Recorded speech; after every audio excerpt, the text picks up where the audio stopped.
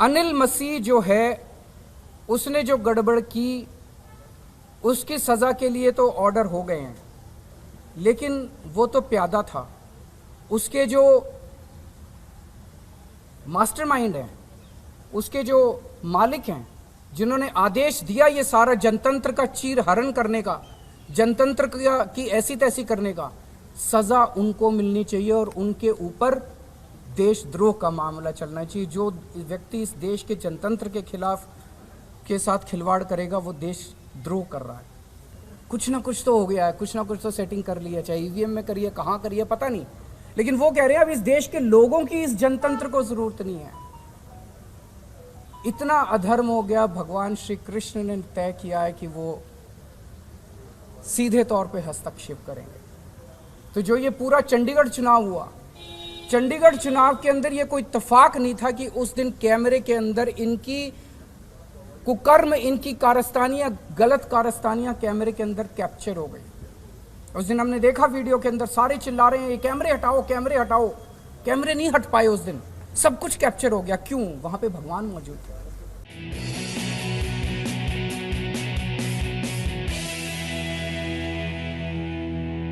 गीता में एक श्लोक है, यदा यदा हि धर्मस्य ग्लानिर्भवति भारत अभ्युत्थानम धर्मस्य तदात्मानं सृजाम्यहम्। इस श्लोक के माध्यम से भगवान श्री कृष्ण अर्जुन के माध्यम से पूरी दुनिया को एक भरोसा दे रहे हैं कि जब जब पृथ्वी के ऊपर अधर्म हावी होगा तब तब भगवान उत्पन्न होंगे और अधर्म से मानव जाति को बचाएंगे। आज हमारे देश के अंदर जो हालात हैं, इतना ज़्यादा अधर्म हो गया, इतना ज़्यादा अधर्म हो गया है। खुलेआम एमएलएज़ को खरीदा जा रहा है, खुलेआम सरकारें गिराई जा रही हैं। जितने भ्रष्ट लोग हैं उनको अपनी पार्टी में ये लोग शामिल करके उनको वो सत्ता का सुख भोग रहे हैं। लोगों के लिए स्कूल बनाने वाला मनीष सिसोदिया जेल के अंदर है, लोगों के लिए अस्पताल बनाने वाला सत्येंद्र जैन जेल के अंदर है।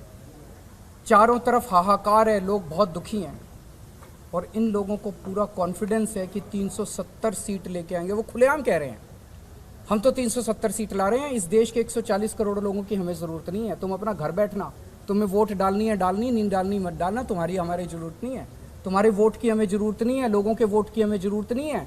खुलेआम कहा जा रहा है कि 370 सीटें आ रही हैं हमारी। कैसे? कुछ ना कुछ तो हो गया है, कुछ ना कुछ तो सेटिंग कर लिया, चाहे ईवीएम में करिए, कहाँ करिए पता नहीं, लेकिन वो कह रहे हैं अब इस देश के लोगों की इस जनतंत्र को जरूरत नहीं है। इतना अधर्म हो गया, भगवान श्री कृष्ण ने तय किया है कि वो सीधे तौर पे हस्तक्षेप करेंगे। तो जो ये पूरा चंडीगढ़ चुनाव हुआ, चंडीगढ़ चुनाव के अंदर ये कोई इत्तेफाक नहीं था कि उस दिन कैमरे के अंदर इनकी कुकर्म, इनकी कारस्तानियां, गलत कारस्तानियां कैमरे के अंदर कैप्चर हो गई। उस दिन हमने देखा वीडियो के अंदर सारे चिल्ला रहे हैं ये कैमरे हटाओ, कैमरे हटाओ। कैमरे नहीं हट पाए उस दिन, सब कुछ कैप्चर हो गया। क्यों? वहां पे भगवान मौजूद थे। भगवान ने कैमरे हटने नहीं दिए, इनके सारे कुकर्म कैप्चर हो गए। और कल जिस तरह से सुप्रीम कोर्ट के अंदर ये पूरा फैसला सुनाया गया, ऐसा लगा जैसे चीफ जस्टिस ऑफ इंडिया की जिह्वा के ऊपर उनके अंदर भगवान मौजूद है। चीफ जस्टिस ऑफ इंडिया के जरिए भगवान बोल रहे हैं। पूरे देश का एक बार विश्वास जागा। जो देश ये समझने लगा था कि बीजेपी को हराया नहीं जा सकता, लोगों को लगने लगा कि बीजेपी भी हार सकती है। चंडीगढ़ मेयर का चुनाव हार सकती है तो बीजेपी बड़ा चुनाव भी हार सकती है। तो इस वक्त अधर्म इतना ज़्यादा हो गया है। मैं देश के लोगों से यही कहना चाहता हूं कि भगवान ये संदेश देने की कोशिश कर रहे हैं कि मैं आ गया हूं, मैं आपके साथ हूं, आप अपना कर्म करो, कर्म करने में पीछे मत हटना। आप अपनी आवाज़ उठाओ, अन्याय के खिलाफ आवाज़ उठाओ, आप वोट डालने के लिए जाओ। कुछ लोग इसलिए वोट डालने नहीं जाते, यार ईवीएम में गड़बड़ है, मैं वोट डाल के क्या करूंगा। वो सब ठीक हो जाएगी, करेंगे ठीक, भगवान करेंगे ठीक, लेकिन तुम वोट डालने जरूर जाओ। सब लोग वोट डालने जाओ।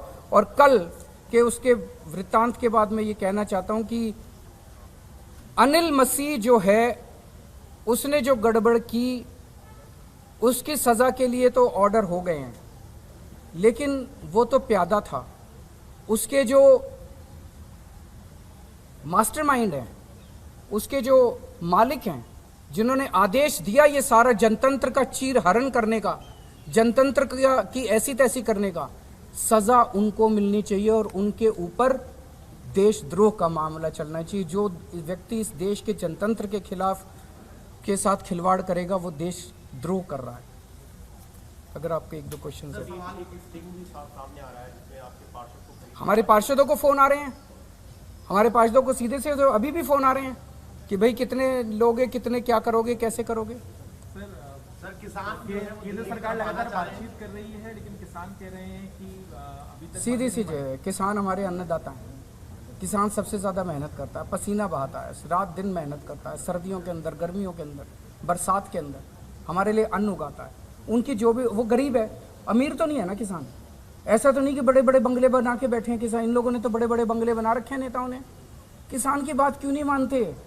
किसान की नाजायज, किसान की मांग क्या है? किसान कह रहा है मेरी फसल का मेरे को पूरा दाम मिलना चाहिए। मिलना चाहिए कि नहीं मिलना चाहिए? मिलना चाहिए। उसकी बात क्यों नहीं मानते? किसान को ये क्यों करना पड़ रहा है?